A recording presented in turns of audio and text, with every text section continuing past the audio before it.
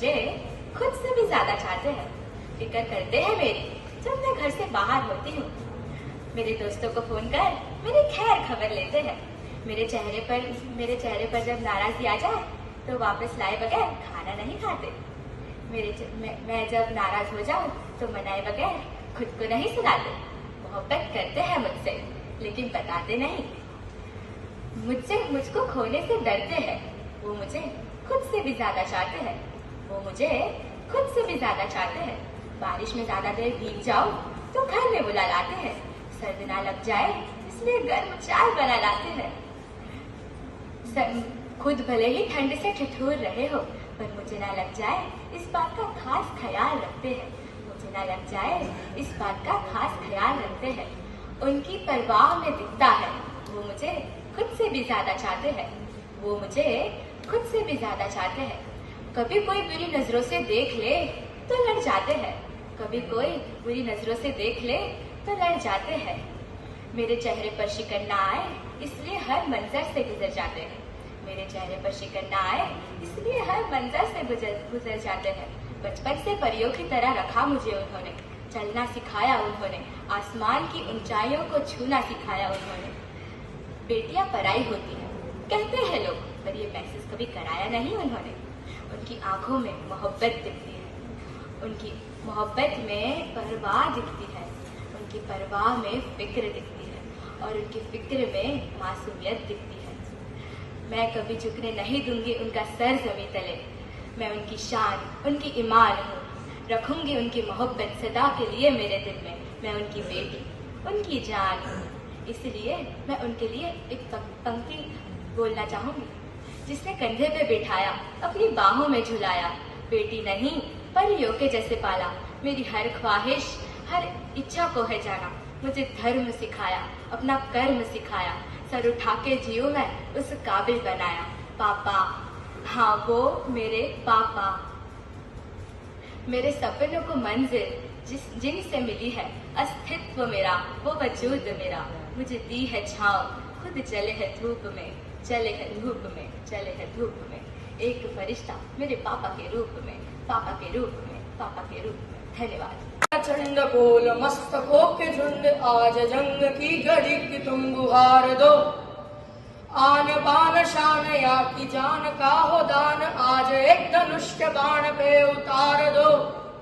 आरंभ है प्रचंड बोल मस्तकों के झुंड आज जंग की घड़ी की तुम गुहार दो। आन बान शान या की जान का हो दान आज एक धनुष के बाण पे उतार दो। आरंभ है प्रचंड मन करे सो प्राण दे। जो मन करे सो प्राण ले वही तो एक सर्वशक्तिमान है। मन करे सो प्राण दे। जो मन करे सो प्राण ले वही तो एक सर्वशक्तिमान है। कृष्ण की पुकार है ये भागवत का सार है। युद्ध ही तो वीर का प्रमाण है। कौरवों की भीड़ हो या पांडवों का नीड़ हो जो लड़ सका है वो ही तो महान है। जिस कवि की कल्पना में जिंदगी हो प्रेम की क्या उस कवि को आज तुम नकार दो। मीम की नसों में आज फूल तीरगों में आज आग की लपट का तुम बघार दो। आरंभ है प्रचंड बोल मस्तकों के झुंड आज जंग की घड़ी की तुम गुहार दो। आन बान शान या की जान का हो दान आज एक धनुष के बाण पे उतार दो। आरंभ है प्रचंड आरंभ है प्रचंड आरंभ है प्रचंड। खड़ा बाजार में मांगने सबकी ना किसी से दोस्ती और ना किसी से बैर। अब यहाँ पे कबीरदास जी क्या कह रहे हैं? वसुधैव कुटुंबकम की भावना। पूरा विश्व जो है वो एक है, एक परिवार है। किसी से न दुश्मनी पालो न दोस्ती। कबीरा खड़ा बाजार में मांगे सबकी खैर। भला हो। खैर यानी कुशलता, मंगल, सारे संसार का भला हो। कबीरा खड़ा बाजार में मांगे सबकी खैर, ना काहू से दोस्ती ना काहू से बैर। न किसी से दुश्मनी करो ना किसी से दोस्ती करो, सिर्फ मगन अपने आप में रहो। कबीर कहे कमाल को, दो बात सीख ले, कर साहिब की बंदगी और भूखे को अन्न दे। दूसरी बात क्या है? कबीरदास जी क्या सिखा रहे हैं? दो ही काम जीवन में करने हैं। एक तो साहेब की बंदगी, किसी पुरुष की नहीं, किसी सर की नहीं, सिर्फ ईश्वर की।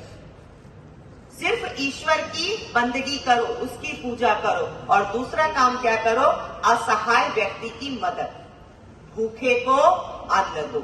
जहां पर लगे सेवा का भाव हर किसी व्यक्ति के अंदर होना चाहिए।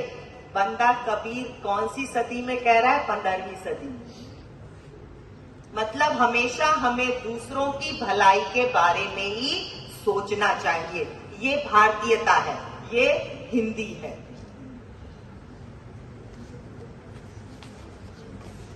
मन लागो मेरो यार फकीरी, मन लागो मेरो यार फकीरी में, भला बुरा सब ये सुन लीजिए, भला बुरा सब ये सुन लीजिए, कर गुजरान गरीबी में, कर गुजरान गरीबी में, मन लागो मेरो यार फकीरी में, मन लागो मेरो यार फकीरी में। जो सुख पाऊं राम भजन में, जो सुख पाऊं राम भजन में, सो सुख नहीं अमीरी में, सो सुख नहीं अमीरी में। मन लागो मेरो यार फकीरी में, मन लागो मेरो यार फकीरी में। आखिर ये तन हम मिलेगा, आखिर ये तन हम मिलेगा, क्यों फिरना मगरूरी में, क्यों फिरना मगरूरी में। मन लागो मेरो यार फकीरी में, मन लागो मेरो यार फकीरी में। कहते कबीरा सुनो भाई साधु, कहते कबीरा सुनो भाई साधु, साहिब मिले सबूरी में, साहिब मिले सबूरी में। मन लागो मेरो यार फकीरी में, मन लागो मेरो यार फकीरी में, मन लागो मेरो यार फकीरी में, मन लागो मेरो यार फकीरी में। अस्तु।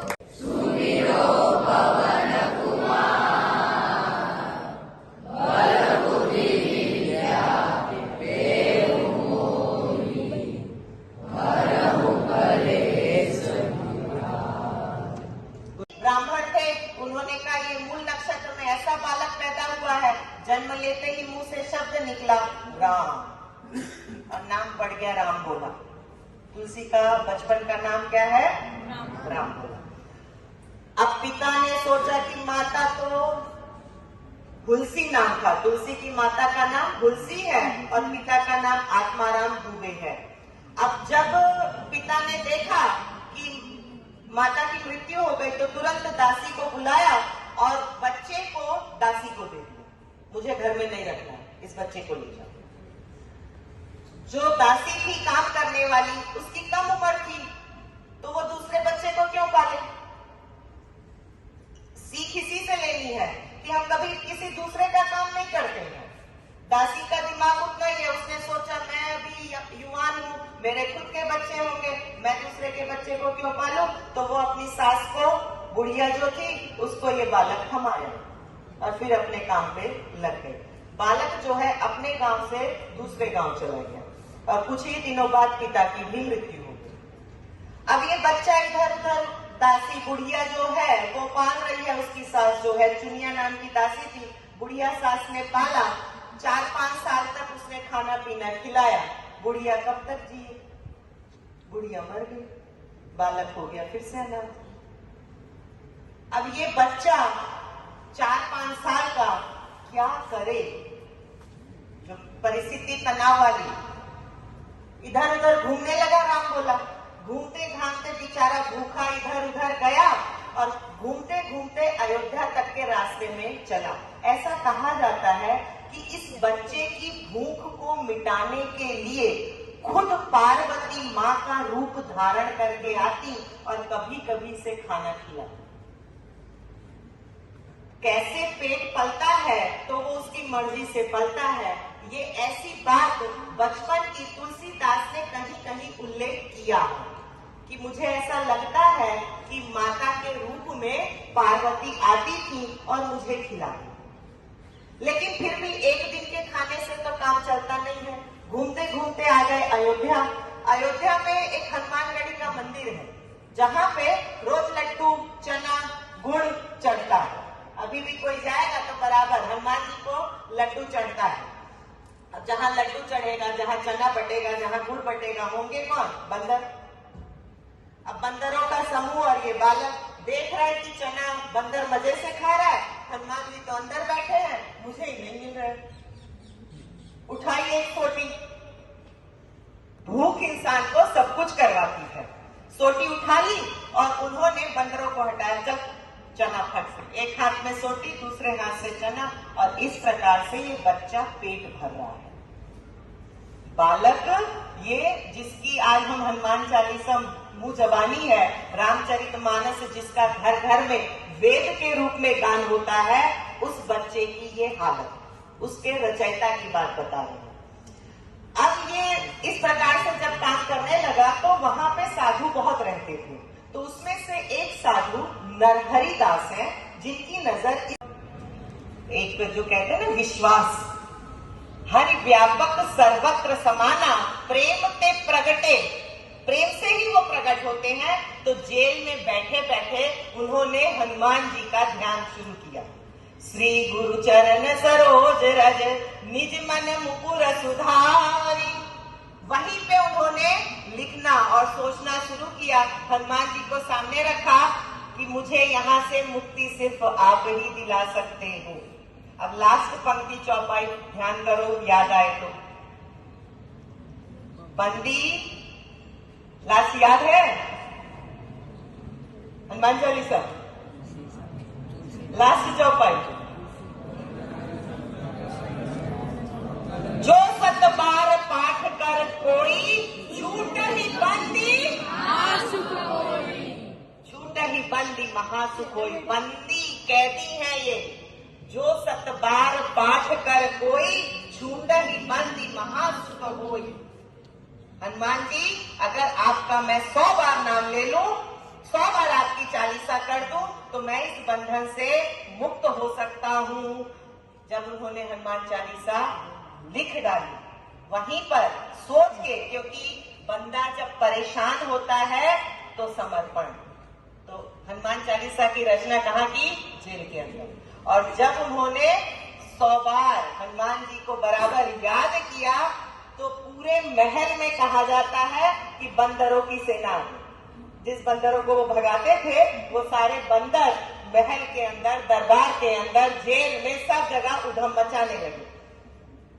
बादशाह परेशान, पूछा रहीम से कि भाई ये क्या, तो तुम जान नहीं रहे हो किसको बुलाए हो? तो भक्त ईश्वर का बंदा है। वो तो पहले ही बोला कि मेरे राजा तो राम है, उनके सेवक हनुमान है और ये उनकी सेना है।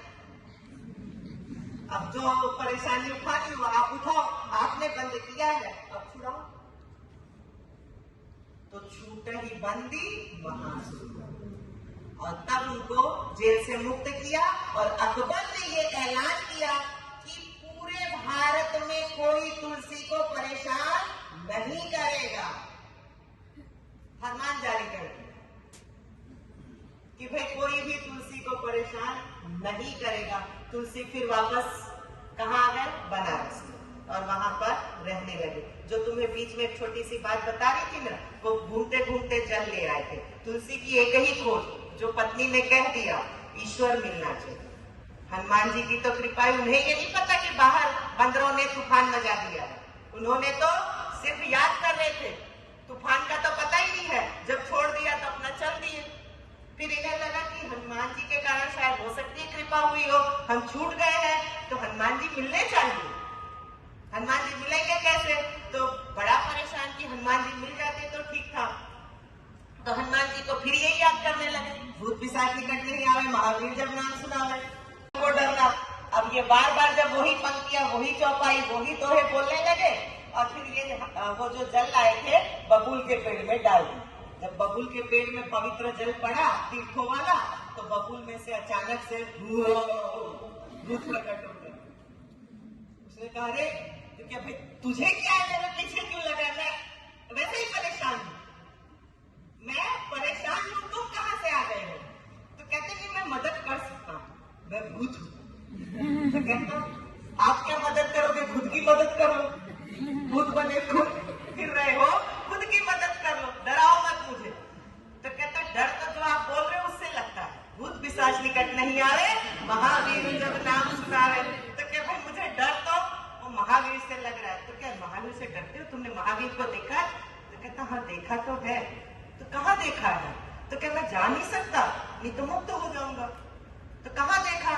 तो बनारस में जहाँ पे राम कथा चल रही है, वहां पे एक बूढ़ा व्यक्ति सबसे पहले आता है, जिसका शरीर जो है कोढ़ लगा हुआ है, कोई उसके पास बैठता नहीं है, और सबसे लास्ट में जाता है। शुरू में ही आके वो सेवा कर देता है। वहां पे राम कथा होती है, जब राम कथा समाप्त हो जाती है तो वो बूढ़ा सबसे लास्ट में जाता है। हनुमान जी ने कहा पक्का एड्रेस, पक्का लोकेशन? तो कहे हाँ। भूत ने कहा परफेक्ट लोकेशन है, आप पहुंच जाओ। तो ये अपना चल दिए, उसी लोकेशन पे पहुंचे और सबसे पहले यही पहुंच गए। तो उन्होंने देखा कि हाँ एक जैसा वो बता रहा था वैसा बंदा बैठा तो है सेवा करके। फिर रुके रहे, वेट किया, राम कथा समाप्त हुई, बूढ़ा हटा ही नहीं जब तक सब चल। ये खड़े रहे, ये हटे नहीं तो वो भी नहीं हटा। अब वो वेट कर रहा था कि ये जाए तो मैं जाऊं, ये हटे नहीं। तो इनको लग गया कि शायद ये मुझे देख रहे हैं, तो ये चले गए। जब चले गए तो वो बूढ़ा गायब हो गया। तो इन्होंने 1-2 दिन ऐसा निरीक्षण किया, खातरी तो करनी पड़ा ना, पक्का किया कि भाई यही बंदा है। और जब पक्का हो गया तो फिर पहुंच गए और उसका पैर पकड़ लिया, बजरंगबली। तो हे हट हट हट हट, कौन है भाई, मुझे क्यों छू रहा है? दूर रहो, देख नहीं रहे हो हम इस प्रकार से हैं? जो भी हो आप ही हनुमान जी हो, आप ही हो, मुझे अब पता है। तो इन्हें हनुमान जी की प्राप्ति हुई और इनसे पूछा हनुमान जी ने कि चाहते क्या हो, आखिर तुम चाहते क्या हो मुझसे? तो उन्होंने कहा आप तो सेवक हैं, उनसे मिला दो जिसकी पूजा आप करते हो। जिसके सेवक आप हो मैं भी उसका सेवक हूं, तो हम दोनों तो फ्रेंड हो गए, मित्र, दोस्त हो गए ना। जिसके सेवक आप उसका सेवक मैं, तो हम दोनों तो दोस्त हुए। तो जिसका आपका जो मालिक है वो मेरा भी मालिक है, तो मानो ना मुझसे। तो कहते ठीक है मिला दूंगा, क्योंकि वो तो आते जाते थे। तो एक काम करो, चित्रकूट चले जाओ। तो चित्रकूट की हाँ वहां पे वो नित्य आते हैं। याद हो तो चित्रकूट में वनवास के समय 12-13 वर्ष वहीं रहे थे। तो वो उनका कामदगिरी पर्वत जो है नित्यवास माना जाता है, जैसे वृंदावन में निधिवन कि कृष्ण का वास हमेशा रहता है, वैसे ही कामदगिरी पर्वत पर राम लक्ष्मण सीता हमेशा घूमते हैं, कभी न कभी वो वहां पे आते हैं। तो वहां पे पहुंच गए, इन्होंने अपना बिस्तर लगा दिया, चटाई। साधु करता क्या है, तो आते जाते तीर्थ यात्री को चंदन लगाते, घिसते, बैठे रहते। अब जब घिसते और बैठे रहते तो करे क्या, आते ही चंदन लगा लगा के थक गए। अब तो फिर हनुमान जी अरे आए, चिंता न करो, आए। ये तो अपना चंदन घिसे, राम लक्ष्मण ने लगाया और चले गए, इनको पता ही नहीं चला। तो हनुमान जी ने पूछा, आए फिर जब चले गए तो, तुलसी, हाँ देखा राम लक्ष्मण आए थे? कहाँ देखा? कोई वो राजकुमार जैसे थे, उस समय तो राज्य था, तो आए थे चले गए, मुझे क्या पता यही राम लक्ष्मण? ओहो, नहीं ऐसे नहीं, फिर से दिखाओ। हनुमान जी से कहा कि फिर से दिखाओ मुझे, ऐसा काम नहीं चलेगा, मुझे बताओ तो सही कि हाँ ये राम लक्ष्मण है, बिना बताए काम नहीं होता है। तो उन्होंने कहा अच्छा ठीक है, अब फिर दोबारा जब आएंगे तो बताऊंगा। तो वो पेड़ पे बैठ गए और तुलसीदास पेड़ के नीचे अपना चंदन घिस रहे थे, लोग आते थे और चंदन लगाते थे और चले जाते थे। खुद तुलसीदास ने लिखा है, चित्रकूट के घाट पर भई संतन की भीड़, तुलसीदास चंदन घिसे तिलक देत रवि। अब जब राम लक्ष्मण आए तो उन्होंने पता है तुलसी भक्त है, उन्हें भी पता है, तो इस बार उन्होंने खुद चंदन नहीं लगाया, तुलसी को लगाया। जब तुलसी को चंदन लगाने लगे तो हनुमान जी ऊपर से तोता बन करके तुलसी की भाषा में ही बोले, चित्रकूट के घाट पर भई संतन की भीड़, तुलसीदास चंदन घिसत तिलक देत रघुबीर। तुरंत तुलसी को लाइट हुई कि अरे ये मुझे तिलक लगाने वाला, तो तुरंत अरे प्रभु मिल गए, खोज और ईश्वर की उन्हें प्राप्ति हुई। ऐसा उल्लेख खुद तुलसी ने अपनी विनय पत्रिका में कि 3 बार उन्होंने राम के स्वरूप का दर्शन। ये हमारा साहित्य है, सुनाया इसलिए कि आसानी से कोई चीज मिलती नहीं है। तुलसी का जीवन एक उदाहरण समझो और कभी भी परिस्थिति से परेशान मत रहो, हर परिस्थिति का हल है। उस परिस्थिति में हमें एक पर भरोसा जरूर रखना। लागो में रोयारो फकीरी में, भला बुरा सब कहते हैं, पर जो सुख राम भजन में सो सुख नहीं अमीरी में। बहुत अमीर बन जाओ लेकिन वही सबसे ज्यादा डिप्रेस होते हैं। चलिए यहाँ पर हिंदी दिवस के बारे में मोटा भागे भारतीय जोड़े करिए ओके। तो હવે આપણી હિન્દી ભાષા દિવસે દિવસે એની જનસંખ્યા બોલનારા લોકોની સંખ્યા તો સતત વધતી જ જાય છે, પણ હજુ એક સ્થાન મળવાનું બાકી છે હિન્દી ભાષાને. આપણા ભારતની અંદર તો આપણે હિન્દી ભાષા સારા પ્રમાણમાં બોલીએ છીએ, પણ હજુ એને રાષ્ટ્રીય વિશ્વ કક્ષાએ ઇન્ટરનેશનલ લેંગ્વેજનો હજુ દરજ્જો મળ્યો નથી. અત્યારે વિશ્વ કક્ષાએ વાત કરીએ ને આપણે તો એરેબિક લેંગ્વેજ, ચાઇનીઝ લેંગ્વેજ છે, ઇંગ્લિશ છે, ફ્રેન્ચ છે, રશિયન છે અને સ્પેનિશ, આટલી ભાષાઓને ઇન્ટરનેશનલ લેંગ્વેજનો દરજ્જો મળી ચૂક્યો છે. અને આપણે હિન્દી ભાષાની વાત કરીએ તો લગભગ આપણા ભારતની અંદર તો બોલીએ જ છે. આપણા ભારતના ઘણા બધા લોકો જે વિદેશોમાં રહે છે ત્યાં પણ હિન્દી ભાષા જાણે છે. પાકિસ્તાન છે, અફઘાનિસ્તાન છે, બાંગ્લાદેશ છે, નેપાળ છે, આ બધા દેશોમાં પણ હિન્દી ભાષા ચલણમાં છે જ. મોરિશિયસ, મલેશિયા, બરાબર ઘણી બધી દેશો છે કે જ્યાં, એટલે ટૂંકમાં પોપ્યુલેશનની વાત કરીએ તો દુનિયાની અડધા કરતા વધારે વસ્તી હિન્દી ભાષા જાણે છે, બરાબર. તો ને હિન્દી ભાષાની સુંદરતા શું છે? હવે એક નાનકડી કવિતા તો ન કહી શકું, પણ એક નાનકડી રચના વાંચવામાં આવી હતી, તો એ તમારા સુધી પહોંચાડવી છે. તો એક હકીકત, इसलिए हिंदी नायाब है, छू लो तो चरण, छू लो तो चरण, अड़ा दो तो टांग है, छू लो तो चरण, अड़ा दो तो टांग है, घस जाए तो पैर है, फिसल जाए तो पांव है, घस जाए तो पैर, फिसल जाए तो पांव है, आगे बढ़ाना हो तो कदम, राह में चिन्ह छोड़े तो पद है, राह में बढ़ाना हो तो कदम, आगे बढ़ाना हो तो कदम, राह में चिन्ह छोड़े तो पद है, प्रभु के हो तो पाद है. આપણે ઘણી જગ્યાએ પેલા મંદિરોમાં ભગવાનના ચરણ પાદ જોતા હોઈએ છીએ, દર્શન કરતા હોઈએ છીએ. प्रभु के हो तो पाद है, बाप की हो तो लात है, गधे की पड़े तो दुलती. આ મારા માટે બી નવો શબ્દ છે. આપણે ગધેડાની લાત જ આજ સુધી કીધી છે, પણ ગધે કી પડે તો દુલતી, घुंघरू बांध दो तो पग, खाने के लिए तंगड़ी, खेलने के लिए लंगड़ी. और इंग्लिश में બધા માટે એક જ શબ્દ છે, લેગ. એટલે હિન્દી ભાષા અને આપણી જેટલી પણ પ્રાદેશિક ભાષાઓ છે એ દરેકે દરેક ભાષાની અંદર ઘણા બધા શબ્દો, એક જ શબ્દ માટે ઘણા બધા શબ્દો, અને તમને પેલા તળપડા શબ્દો બનીને ગુજરાતીમાં મેડમ ને સાહેબો તમને હેરાન કરતા જ હશે. બરાબર? ઓકે, અસ્તુ.